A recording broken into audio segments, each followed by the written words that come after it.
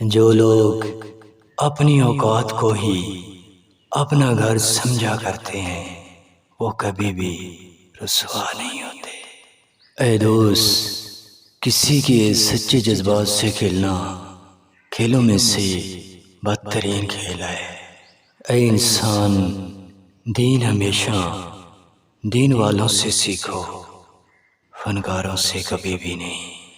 ایک بات ذہن میں بٹھا لو کہ دولت کے شوقین کبھی بھی وفادار نہیں ہوتے۔ یقیناً بے حیائی اور برے کام شیطان کا راستہ ہے۔ زبردستی رشتوں سے بہتر دور کے سکون اچھے ہیں۔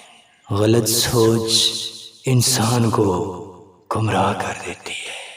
اے دوست، لوگوں پر خدا کا حکم چلایا ضرور کرو مگر خدا بن کر نہیں۔